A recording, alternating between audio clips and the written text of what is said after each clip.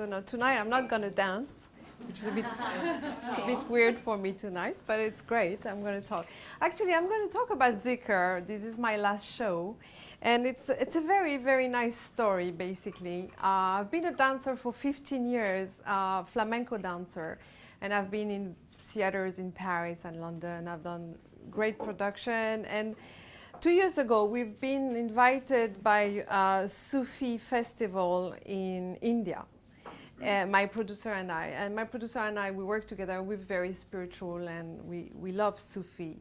And it was just an accident. And someone said, why don't you write music for the Sufi festival? And we wrote music for it because it was a passion for us, you know. It was, in a way, it was a dream that we, both of us, carried in our heart, but we were not really, you know, allowed to think that one day we would be with all the Sufi master in Jodhpur, in India one day and performing. And it happened really, where we created this whole show from Sufi music to flamenco music because Jodhpur is the roots of flamenco, which is also very surprising because the gypsy started, they are from India and they started this route from India to Spain, which is basically the Silk Route. So we decided that this show would be really talking about that journey, the journey of the gypsy, but also the journey of the soul, because Zikr means remembrance to God, is really the subject of the Sufi philosophy, which is everything they're doing, they're always trying to connect to God and merge basically with the energy of God. And that's why the dervishes are, you know, turning and turning, and at one moment they just merge with one point, and that's when Zikr happened.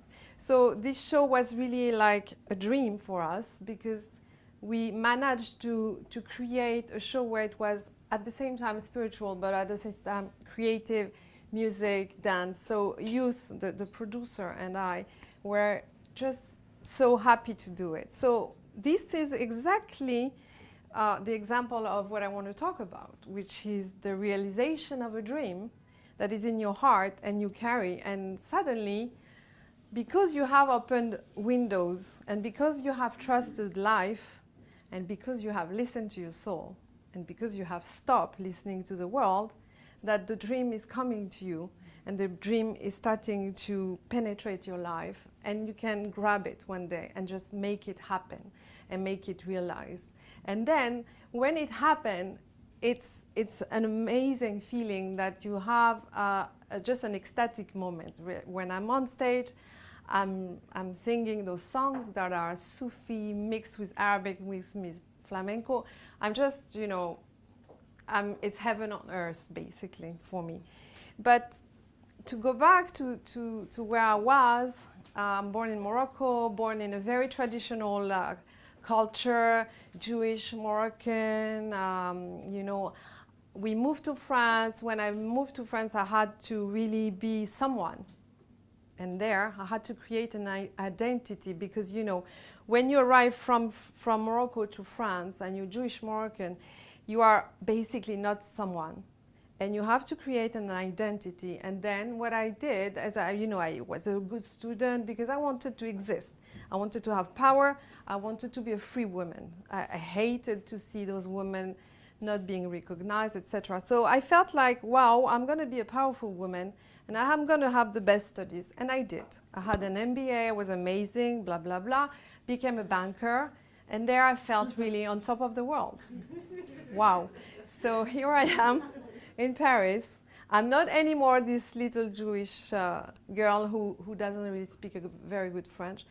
I'm on the top of the world. I earn a lot of money. And then suddenly in my life, I just start to realize that, well, you know what? I'm earning money, and you know what? I don't know, but it doesn't create a lot of excitement in me. It doesn't give me so much joy. And after 7 years in finance, this feeling of being, oh, I don't know if I'm really happy. The more I was succeeding, the less I was happy. So I felt like, well, I started to have anxiety until one day I had severe anxiety in the office where everything was, I had a huge vertigo during a very important meeting.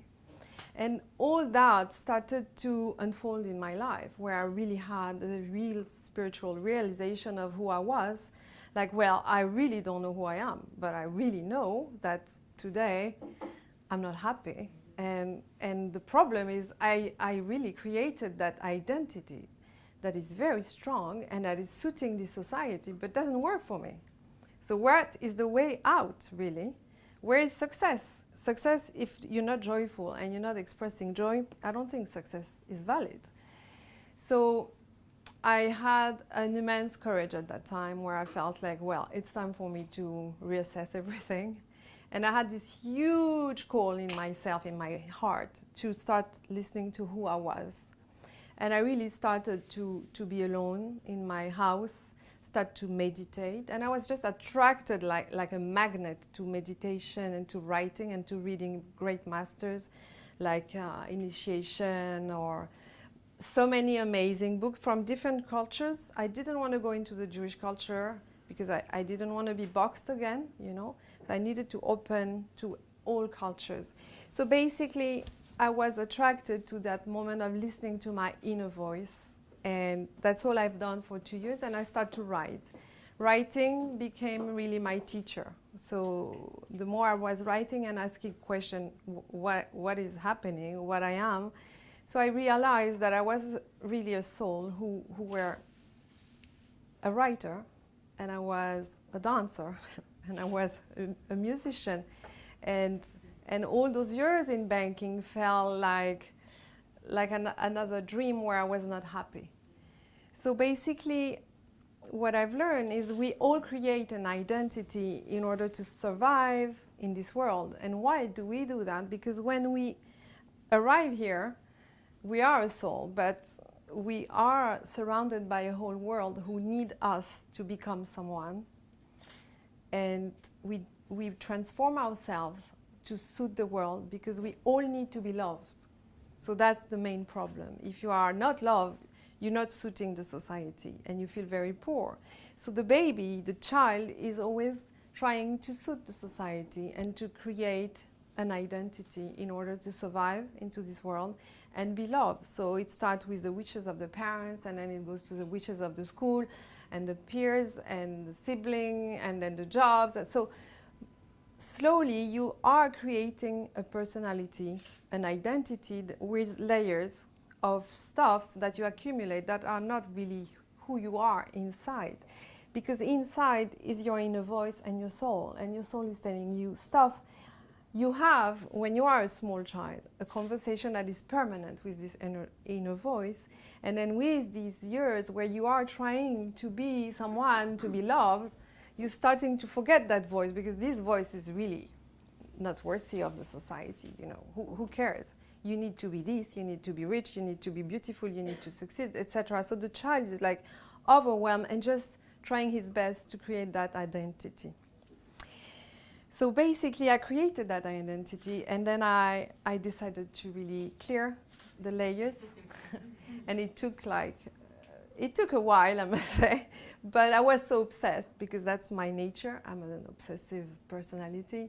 So I did it for a few years, and through the writing, I received so much, so many wisdom came to me, and that was a huge gift. And when I left the job at the bank, it was like a kamikaze act, like, wow.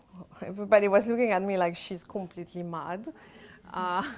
You know, how can you leave that? And after these studies, etc. So anyway, I was very courageous and evidently very fearful, but I was not saying. But I've done it. And then I learned to listen to my inner soul, and I started writing. And the more I was writing, the more I was discovering who I was and was really spending time with me and listening inside myself. And that voice was suddenly bringing back all my dreams. The dreams of the inner child, the dreams that I was keeping inside of me that I was ashamed of. Because being a dancer, when you are in Morocco and you're a Jewish family, it's not proper. It's like, wow, this is not a job. It's just fun for Saturday night, basta. So basically, the more I was listening to my inner voice and the more I was clearing away those layers of what I was not, I discovered that dancing was really important to me. Music was a very big piece in my life. So I let myself go to that. And I became more and more an artist. But I was still even not believing. Because it takes you so much in you to stop believing at this identity that you have built. Because it's strong, it's so strong. And then suddenly fade it away. And then listening to your inner soul and know what's inside. Because inside it's your dreams, and your dreams are your sacred path.